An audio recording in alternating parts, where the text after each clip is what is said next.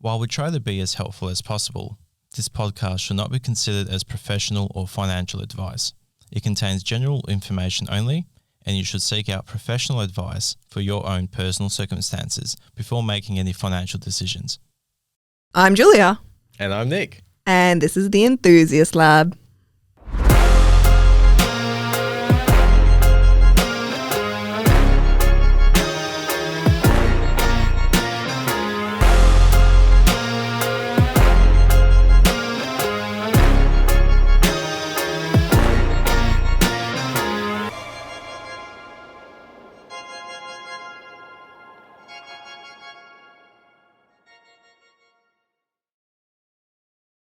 Welcome back to another episode of the Enthusiast Lab. So for today's topic, we are going to be talking about what's not included and things to consider. Absolutely. So obviously with our houseline packages, we do include a shit ton, but there's always things that we go over in person about what's not included. So today is going to be for all you guys to break down all of the assumptions on what is actually included with a turnkey home versus what isn't, and things that you might need to consider during your build or after your build that you need to complete. So we're going to go through the top ones for WA primarily. We are going to touch base about Adelaide as well, and then just basically fucking take it from there. And hopefully we'll smash most of it out. And yeah, if you guys have any other ones, just send them through. Yeah, perfect. So let's start with what's not included. Okay. So your letterbox is not included. 100%. And that's a big misconception. Yes, because in the ideal world of a turnkey home, it basically means you pick up those keys, you don't need to do a single fucking thing. So that means everything is done, including your letterbox, you just fucking move in. So like as if you were purchasing an established property, it's already done, you already have a letterbox, you just fucking move in. Yep. So number one with building is, unless it has been stated by the builder or in your quote, letterboxes don't exist. You need to do that yourself. And they're super easy to install. Just pop down to Bunnings type of thing. Again, you can go to Bunnings if you want to do something a bit more custom, because we're seeing a lot of clients want to do like full brickwork ones. Absolutely, you can do it there, but definitely as soon as you pick up your keys, make sure you have at least a temporary one, because you need to redirect your mail and shit like that. Yes. Another thing that's not included is your clothesline. Yes. So look, some people still use it. We've gone away from it, and obviously our life is just washing machine and dryer. We're fucking lazy. But some people love a clothesline. Yeah, look, some people still want to use a clothesline, so this is something you need to consider about, that you're going to need to get one. So normally you want to allow in your floor plan, if you're going to go down the path of a clothesline, to have a wall big enough. Normally about 1.5 should be enough, potentially 2 if you can get away with it, near where your laundry exit is. So wherever your sliding door or the door out of your laundry, you want to have a wall big enough so that you can install a clothesline when you move in. Yes.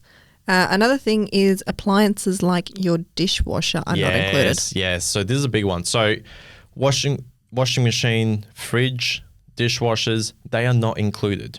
What the builder does is they put the provisions, so the plumbings are all in there. So when you go to your kitchen area and you've got your sink, at the bottom of your pipe work, it's already got everything ready and the plumbing's ready to go. So you can literally just buy a dishwasher, hook it up. You normally have to take out the bottom section of your pipe and drill the hole in and connect it up. And that's perfect. And it's ready to rock and roll, so that obviously your waste from the dishwasher can go through. So everything's is ready to go. You just need to make sure that you install it when you move in. Your rear landscaping is not included. No, absolutely That was such a pause. I'm like, huh? No. So yeah, other than your alfresco paving, nothing else is done. Correct. So we're talking about WA here. So basically, when you're doing a house land package, 9 times out of 10, the developer is offering front landscaping and fencing to the home. That is to the 2 sides and the back of the home. So what we like to explain in our meetings with clients is that obviously the 2 sides and back of your home, the landscaping isn't included. So it's just going to be sand. So you need to make sure that once you move in, you deck it out. What do you want to do? Just pavers or grass? Put a little shed on there, whatever the fuck you want to do. That this is something you do need to consider doing. You do have the retic and from the front landscaping, so you should be able to connect the front to the back.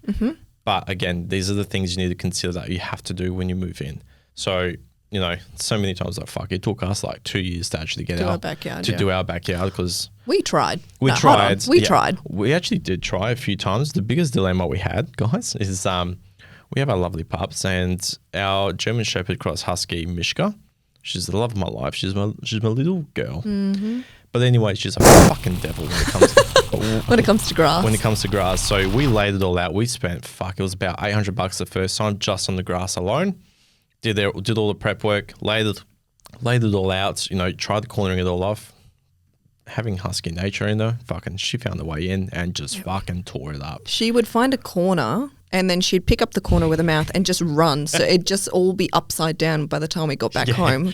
And you know, the first like week or two is vital for grass to be able to actually do it. So she kept ripping it up. So we had to do that a few times and it didn't work. So we ended up doing fucking fake turf at the end. But that's fine. It is what it is. What it is. But something to note. Just something to note, guys. And for our South Australia clients, your driveway and perimeter concrete. Yeah, so something that we're learning, obviously we're quite fresh into coming to Adelaide, and a big thing that we're noticing with the builders out there, and obviously with what we do in WA is very different. So the number one thing is that you guys don't, in the guidelines is you don't actually they don't allow for paving first off, so it has to be concreted and normally has to be like exposed ag or whatever.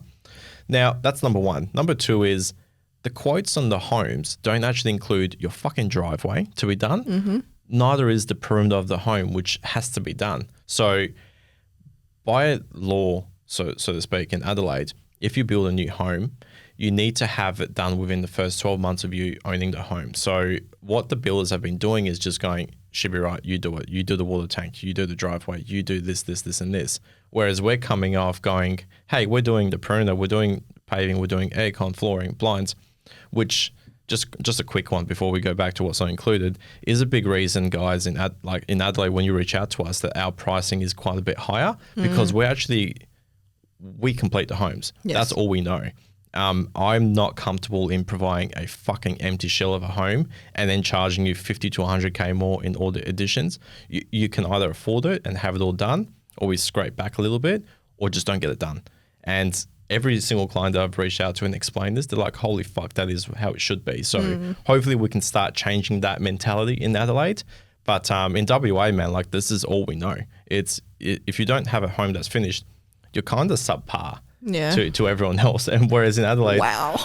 Well, it is because, do you know what I mean? You need those things. It's so hard in WA. Like, you know, our summers are fucked. When we moved in, we had no aircon, and we've got two big fuck off dogs. Yeah. So it was an absolute shit show with fans, and we were rushing around trying to get a little split system in. So there are some of those necessities you want to make sure that you have in your home from the moment you get go. But sorry, we're divvying away a bit. That's okay.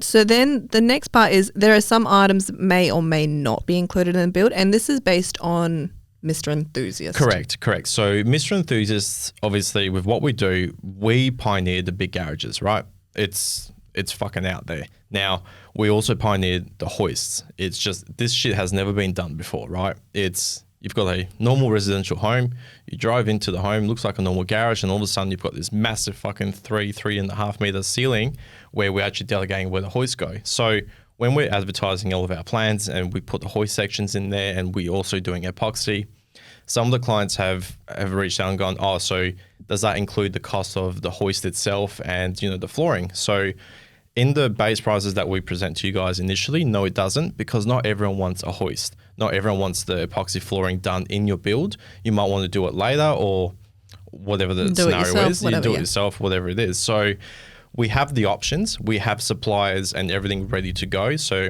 if you want it in your build, you can do the epoxy at the current moment. We are in the back end working on the hoist installation. There's a lot of legalities with it. Mainly because of duty of care. So you got to remember, guys, when we're designing all the homes, we don't know if you're fucking a full mechanic or whatever. A lot of people just wanted to use for storage, for to lift one car and put another one in. If you don't know what you're doing, and we've installed this hoist and the car falls off and someone's there and they die, I'm held liable. Yep. And so is the builder. So there's a lot of that legalities, which is why we haven't been able to install it in your build straight yet. We are working on it, but at the same time, we have the suppliers ready to go, so we can give you those costs up front, so then you are aware of what it is. Yes. Same as the epoxy, you can have a cost in your build to have it in your contract, or you can do it afterwards as well. Yes. And the only other item I had here is light bulbs. So it depends if you are getting downlights or bayonets. Correct. So a lot of the homes, if you can go for the little bit more of a higher spec with most builders, they will offer some LED downlights. Now, again, that can fluctuate. They might only offer you 10 LED lights, and then the rest are what's called bayonets, so you can change them afterwards.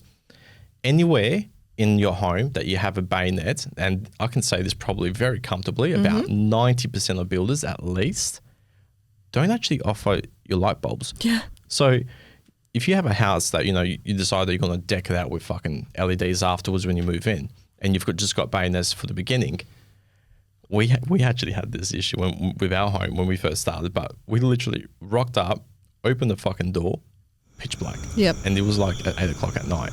And we were just like, where's the fucking lights? We had no fucking light bulbs. So the builder gave us the keys to our home with no fucking light bulbs. So we had no lights. So we had to rush to the closest Coles and buy some random fucking light bulbs and hope that it worked, because we were walking around with our fucking iPhone torches so that we could actually move in the first home. So this is something you guys need to take into account. If you do have your normal bayonets where, it's got the light bulbs, just double check with the builder. But 9 times out of 10, make sure you buy a couple light bulbs so that when you pick up your keys, you can actually fit them in. Because otherwise, cook your dinner, and you can actually cook your dinner and do see where you're going. Because if not included. Hopefully you've got some battery life on your phone. Okay, so after that, let's talk about things to consider when building. Okay, so those are all the things that are not included in your build. Correct. Now let's talk about things to consider when you're building.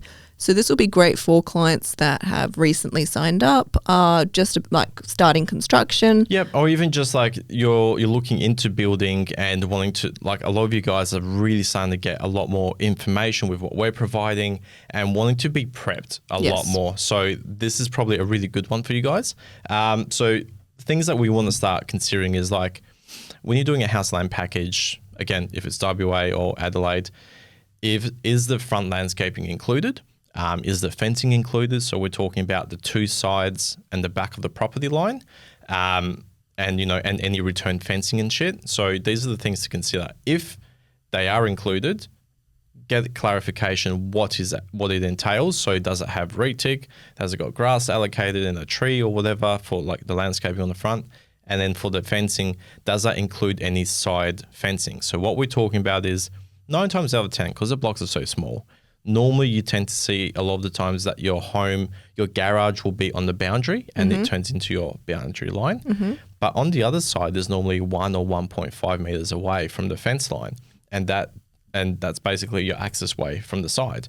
So I haven't seen any developers offer a gate included in the price of the home. So what that means is you're normally going to be held liable for it. So you might want to start sussing out some quotes, and while you're doing your build, especially like by lockup stage and shit, start getting a bit of just suss it out really, and see what the going rate of the cost is going to be for a gate. So if you need a big one, if some of our guys have like 6 meter side access for like boats and shit, get some proper quotes for gates and shit like that, and figure out so that you can organize that. That's a really big one, I think. Yeah, and also note, once you get to lockup, normally by now you should have a rough estimation on when you would be getting keys.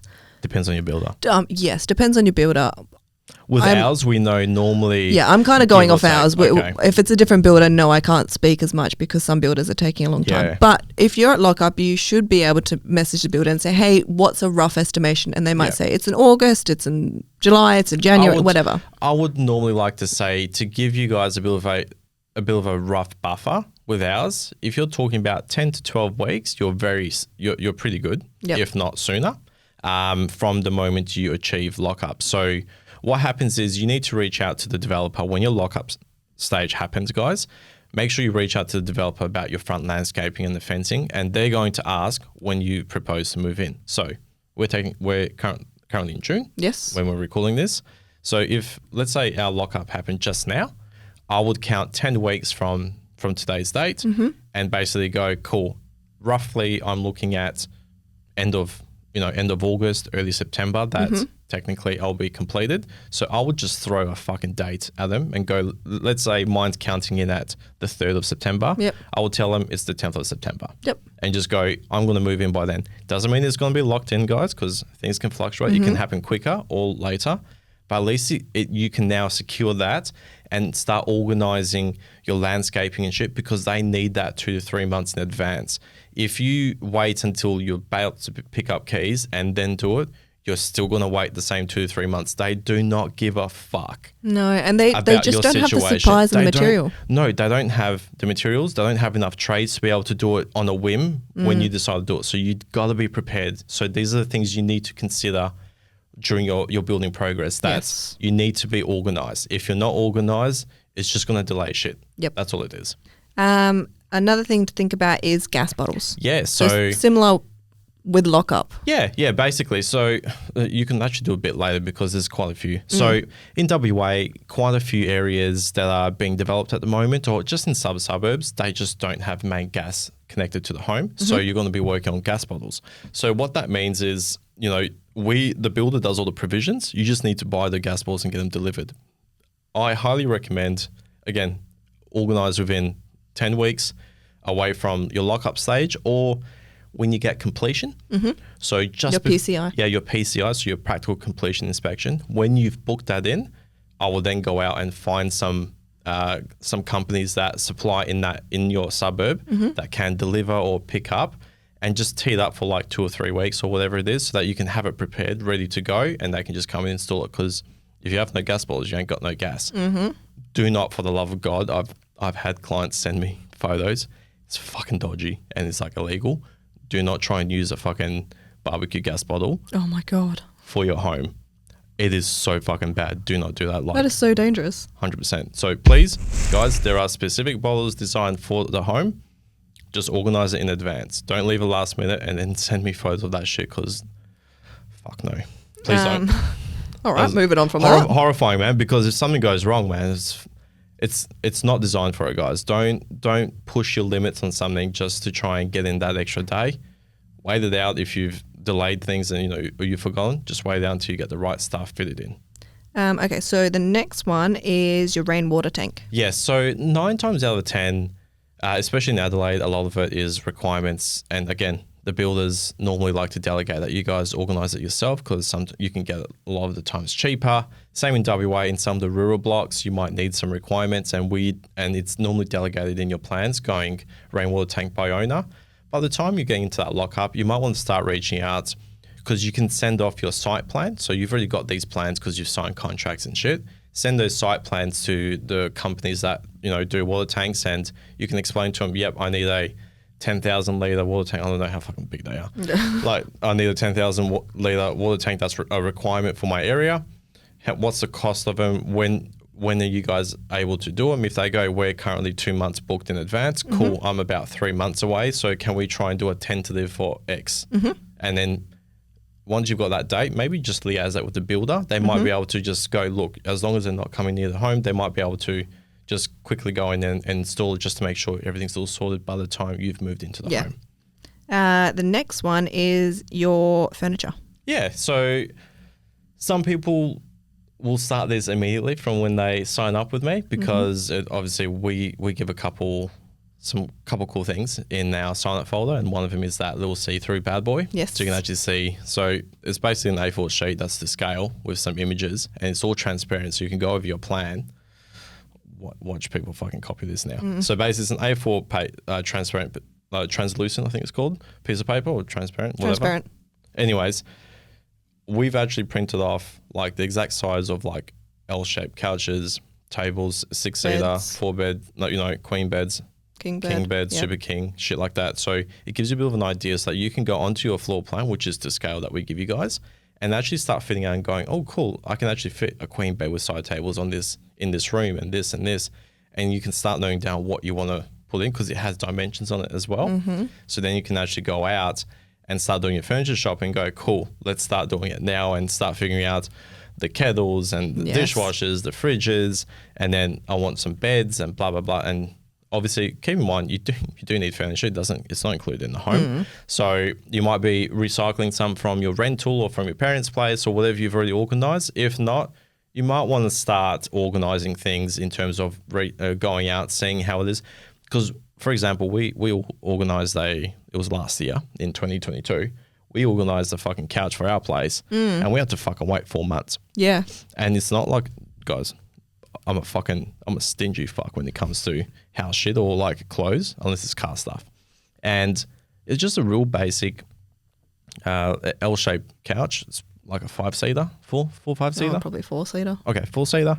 And it took 4 months for the fucker to actually arrive. But they're like, oh, if you have this color, you can pick it up today. I was like, no, fuck no. No, because it was a weird color. It was a fucking weird color. So even though, you might be a few months away and be like, all right, let's start doing the furniture shopping now. You might have to do some of these things quite in advance because it depends on the stock available with a lot of the furniture. And if you're really got your heart set on some specific things, it might be a bit of a delay. So and furniture stores sometimes hold it for you.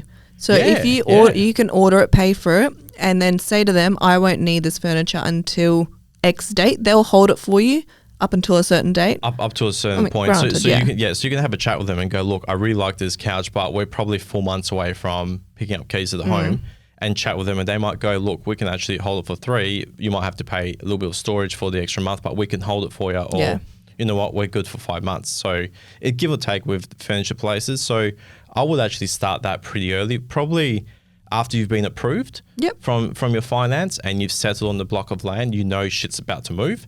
I would probably start furniture shopping then because, again, you might be a little bit in advance, but by the time you start getting a bit of inspo, if you've got the spare time to go to the shops, things change. And it takes a while to find furniture that you actually like. Rarely do you go into a shop and you're like, yep, that's the piece of furniture I want. That's my dining table. Yeah, very rarely. And sometimes if you can line up when they've got like sales on, like, end of financial year and shit like that. Christmas Boxing Day sales. Yeah, definitely. Depending obviously on your time frames, but I'd work on that. Okay, so the next thing to consider is your NBN. NBN and internet basically combined. So a lot of the estates, I'm pretty sure it's the same in both states, especially WA. So a lot of the estates that we're building in, a lot of them have obviously NBN connection ready, and a lot of them are moving to fiber to the premises, so FTTP, which is a big thing for guys who are into gaming and stuff. You don't want fiber to the node, it's shit. So because it's connected, as the builder does the provisions into the home. So they feed all of it through the data points and shit like that. So it's ready to be connected, but they cannot physically connect up your NBN and shit like that. That is done by yourself.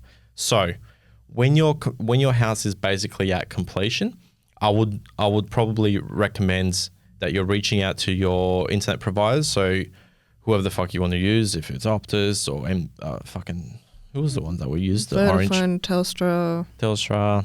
You got Aussie Broadband. There's a whole bunch. There's so many. There's heaps, and we're not going to fucking name everyone. But if you've got someone that you really want, first off, reach out to them and check that they actually cover your area, because sometimes they don't cover because it hasn't been developed too much. Second of all, double check that it is fiber to the premises or to the node so you know what you're in for. Thirdly, organize with them and tell them it's a new property. It hasn't been connected to the NBN because that's only fed up to the property line. They need to then connect it up to your home, and they need to install the NBN box. So you need to make sure that you book this in up front so that by the time you've moved into the home, you can just have it all teed up, because they might be a few weeks behind and shit like that as well. Because otherwise you ain't got no fucking internet, man. You're going to be running... It takes 8 to 10 business days, I think. Yeah, give or take. Like we organised ours and they told us it'll be in a week's time, and they rocked up the next day and it was already done. So, do you know what I mean? A bit of give and take. And sometimes they need access for you. They need for you to be there, because they can connect it to the property line and you'll normally get like a little grey NBN box. But what they also do is they need to feed into normally into the garage is where we have like the delegation for the NBN. And in doing so, they can actually make sure that everything's all hooked up and shit like that. So that when you do get your modem and stuff, you've actually got NBN and you're ready to rock and roll. Yes. So that's a big one, because so many people forget, and they go, and there is a fee. Every time that I've spoken with clients and when we did it, there was a once-off fee to connect up to the NBN. Don't ask me how much. I think it was like $300 or $400. It was like a one-off. Yeah. It might have been a little bit less. Again, just reach out and ask the providers. They'll let you know. but there is a one-off fee for the connection. And then after that, you're just paying for your, your internet service and whatever. Now the last one I've got here is bins with a question mark. So I think we were meant to look it up. No, bins. Yeah. Okay, bins. Bins. Julia, rubbish bins. Yeah, no, I know, but there's a question mark at the end. I don't know why the question mark's there. Oh, okay. When we brainstormed, there was a question mark, so I tapped the question mark. Oh my God, Julia. All right, guys. So with the bins, a lot of people actually don't realize that you need to call up the council just before you're moving in. So again, when your home is at practical completion, you've done it, you're literally like 2 or 3 weeks away. So what you do, because you're already paying for rates and shit, because you officially own the land, call up your council that you're in and tell them, hey, we're moving in 2 weeks' time or in a week's time, whatever it is, and just go, we need our bins organized and delivered. They'll let you know, yep, cool. At the same time, once your bins are delivered, that it changes because currently your rates that you're paying is based on vacant land with your build. As soon as you've moved over and going, yep, we've moved in now, we now have our bins and shit, your rates will increase to what it is in the general in your specific suburb or council, because all of a sudden now you're a habitable home. And what that means is you're now paying for like the emergency services levy, your bins, your and waste then services, your waste services and rates and shit like that, however it's been structured. Yep. So just keep in mind, otherwise you're going to move in to your home, you've got your moving truck, and you're going to need to be bringing some plastic bags because you have no bin to throw it into. So make sure that you try and organize this beforehand, because the builder ain't doing this for you. No. Okay. So then, next point is at key handover stage. Yes. We give out a form that's called Who to Tell You're Moving. Oh, yeah. And this form lists out a whole bunch of places and companies that you should consider like contacting and advising that you have changed addresses. Yeah. So this is another thing to consider or to think about when building a new home, or even when you're just buying an established home. Really, it's who to tell you're moving. Even renting. Yeah. If you're changing rentals, it's the same thing. So we do this in the sign up because a lot of the times you get hyped up, you've signed the quote, you signed the plan, and then obviously there's a bit of a lull while we're doing all the construction stuff, which you'll have heard from our previous episodes. Now, I like to put a lot of information in there because you like to go, especially a lot of you guys that reach out to us are fly in, fly out. So you're in the donga, fucking bored shitless half the time. You can just open the folder and just go through shit. And this is one of those sheets, which basically explains, people to consider that you need to reach out to. Not everything's going to be applicable to everyone, but it's a general broad, it's not very specific. It's a generic of who to tell. So some of the things that we've thought about that, you might need to reach out for when you're doing the move over to your new property or rental. So again, this is at practical completion. Normally is a good time to start contacting these people. Yeah, definitely. So when you need to actually start doing this is probably, again, right on that tail end just before you pick up the keys. There's no point letting people know beforehand because you don't know how far off you are from moving and getting hence the letterbox thing, guys. You need to get that letterbox. So at that completion stage is when you want it. And some of the places to consider is like your phone companies. So where you've got your mobile phones and like internet and stuff like that. Your bank, you need to update, let your bank know, especially if you've got like credit cards or loans and shit like that. You don't want that going to a previous address and, someone knowing all of your financials. It's a bit, bit concerning. Any loan providers. So again, if you've got a car loan, stuff like that, you might want to let them know in case they're sending any statements, just so that no one else has a copy of that. Yep. Department of Transport. So obviously for your license, you need to get that updated because you need to get that sticker or a new driver's license to be updated with your new address. So do this, again, in a couple of weeks advance because it's not going to be done tomorrow. Yep. And by the time they send you shit, then you've got that, ready. Yeah, definitely. Ready to do it. Tax office, obviously, it's always good, obviously, with your tax and stuff. Always make sure that you've got that updated because if they need to send a summary or any concerns, you don't want, again, you don't want to get lost. These are vital, this is some of your more important personal information. Make sure that you're reaching out to these people so that you can update it. Insurance companies, your employer, let them know medical professions, so like doctors, dentists, stuff like that. If you want to continue using them, just update them with your new address, obviously. And your vets are super important. 100%, and vets, that's a big one. And schools. So if you've got kids, stuff like that, and you decide to move, but you want to keep them there, whatever's the plan. I don't know what you guys are planning, but these are some of the main ones to think about. So something that you can do, and I had a look on the Australia Post website, is you can redirect your mail. Yeah, right. Well, this is the first I'm hearing of. So mail redirection is designed to make moving home or business easy. This is, by the way, from the website, straight from the website. Once set up, your mail will be forwarded from your old address directly to your new address, leaving you free to focus on your move. Yeah, cool. They redirect mail and parcels for 1, 3, 6 or 12 months. And you can add up to 6 names to your application. So the people that you live with, so I do my name and Nick's name. And you can opt in to notify selected banks, insurers, energy providers and telcos of your new address. So it does come with a fee attached to it, but it's cool if you don't have the time to notify every single person immediately because you're too busy with the move, like getting your moving boxes ready and everything. They can just do it for you. They can just do it for you. Fucking happy days. So anywhere from 1 to 12 months, and that it does come with a fee, but it makes your life so much easier. Fuck yeah. Yeah. No, that's good. That's a good one. Hey, I didn't even know that shit it fucking even existed. Yeah. And the last thing we've got in here is keep in mind that you need to be in your home for 6 months for your first home owner's grant. Correct. So one of the clauses in your grant is that you actually need to be, living in your property for 6 months. So, if you do it beforehand and shit like that, you might be liable that you have to pay back that grant. Again, changes between Adelaide and WA, especially for WA, I know. Another thing to consider, sometimes shit does happen, people. And we've had sometimes with some of our clients that they've split during the build or something like that, and they decide, fuck it, as soon as this house is built, we're going to sell it.